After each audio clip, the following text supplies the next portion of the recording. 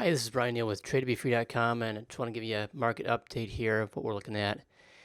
Last time we talked about getting above this horizontal consolidation right here on the NASDAQ and S&P 500, and we did that actually on Thursday. In fact, we closed strongly above it, and we had a lot of volume coming in on that day too. And that's actually a bullish market signal. That's a bullish signal, and we're going above this consolidation here. We're within this long multi-year uptrend, and that's a good sign. The problem is though is that bullish market signals that occur this soon after a bearish signal tend to fail more often. So it's not something where you want to go hog wild and jump into everything that comes up on your radar, but you want to be careful.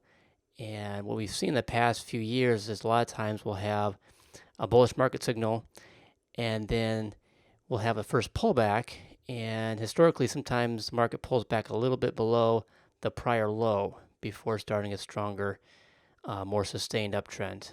And that's what we've seen a few times over the past several years. So we may see that again.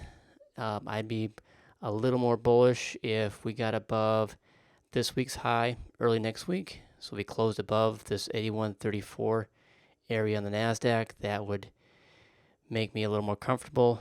And if you look at the S&P 500, it's looking a little bit better because it's hanging right above a swing point that's been in play for the past couple years.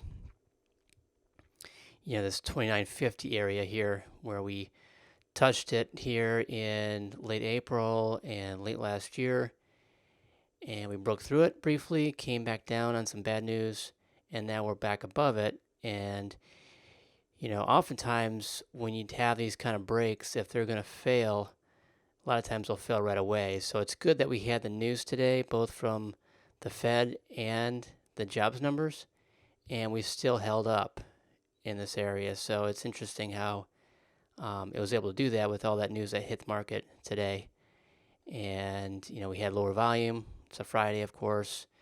So early next week will be interesting to see if we can hold these levels and break above this high and make a run for the highs and continue on and see if the bullish thesis is correct, that this is just a long consolidation within a longer term uptrend in the market. And if we'll do what we did back in 2016, where we pulled out of this big choppy consolidation and started to have these pullbacks, these sharp pullbacks as we neared the highs, but then eventually caught traction and then started making higher highs and higher lows for a number of months after that, for over a year actually. So it'd be interesting to see if we can pull that off here, if that is what plays out. We do have low interest rates, we do have low inflation, we have a Fed that's being more accommodative, and we have government policies that are generally pro-business, and we have the dividend yield on the S&P 500, which is still above the 10-year yield, and so you could argue that it's a low valuation. So you have all that, those bullish factors that are in place, strong employment, and one of the big news this week was the services index. And in the last video, we talked about how that would be a key number, and that came out on Thursday, and that was a very strong number. And so even though we got the weak PMI readings recently, the manufacturing PMI readings, the services sector is like 5 times the size of the manufacturing sector in the U.S. economy. So to have the services PMI or an ISM index be that strong, actually the ISM was stronger. That was a real strong number. And for that to be that strong for services is a really good sign for the overall economy, and maybe pointing to at least just a slowdown instead of a recession in the economy, okay, or a possible reacceleration of the economy in the future. So that's still a potential. So, and we've got this nice development here too, where you can see the Bollinger Bands are squeezing here a little bit, and now they're going and expanding as we're moving above and holding above around the top end of the Bollinger Band. So this is setting up for potential uptrend going forward in the weeks ahead.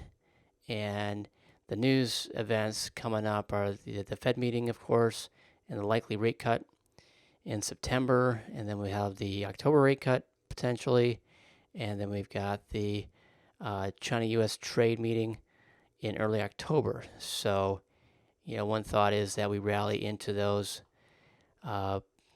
potentially positive news, probably positive news for the Fed, and may or may not be positive news in early October.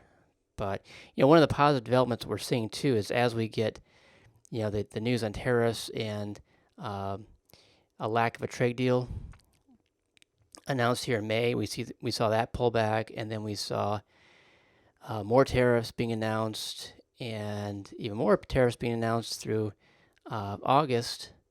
Okay, and that pullback, was about as steep, maybe a little less steep, but you can see we're making higher lows as these trade developments and the news on trades comes out. So as the market gains clarity on what the trade policies will be going forward, we're seeing smaller and smaller pullbacks as we pull into test new highs once again and try to trend out of this range we've been in for the past year and a half. So that's a bullish tendency, just looking at the higher lows and higher highs, and sometimes just having clarity on trade or any issue really on the Fed or whatever's worrying the market at the time. Just to have clarity on that sometimes is enough to put more money to work and see the market trend higher from there. So we'll see.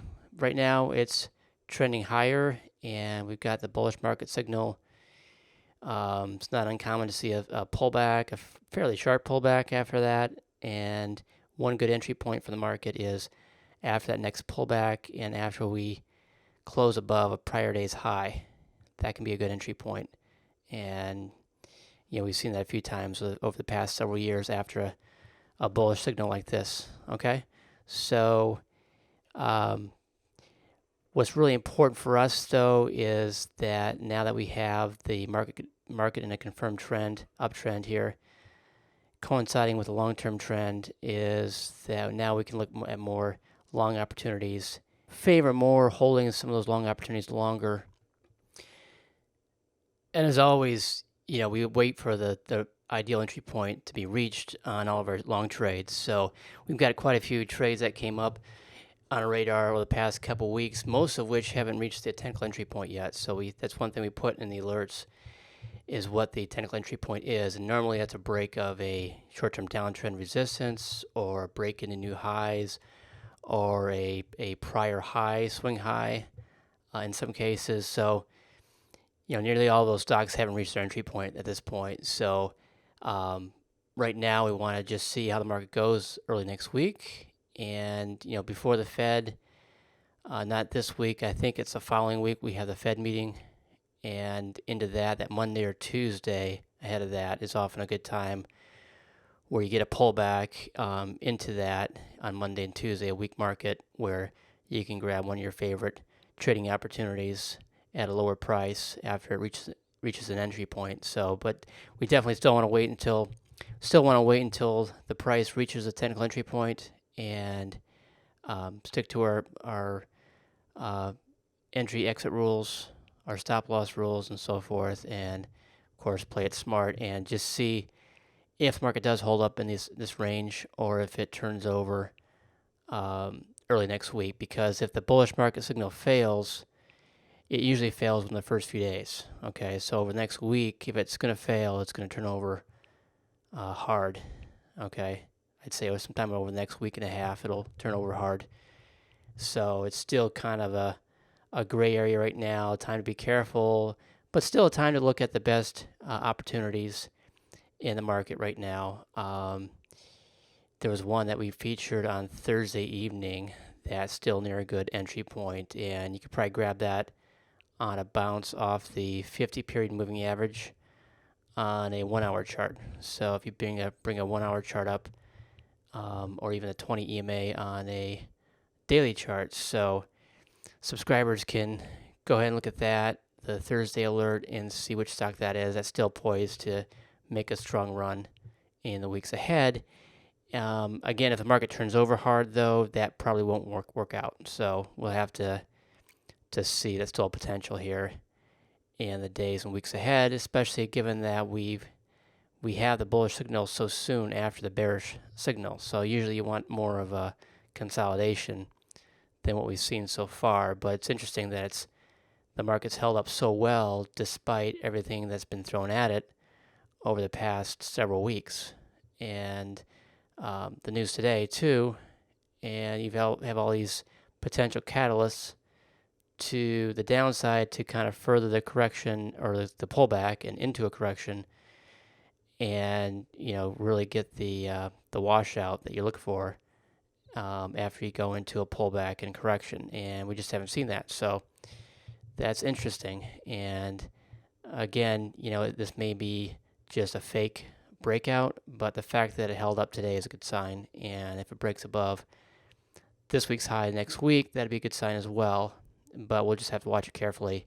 And if we do get a hard turnover in the days ahead, then we have to be more cautious again until we start trending higher again. Okay, so if we pull back hard early next week, the mid part next week, and we find support at the 150 or 200-day moving average, let's say, and start rebounding strongly off that, that would be fine. Okay, but there's still a danger here that we'll go further into a correction, and this may still be just rebounding off the first leg down. There's still a potential, so we have to be on our toes. Okay, that's about it, guys, and I'll do another market update probably later next week.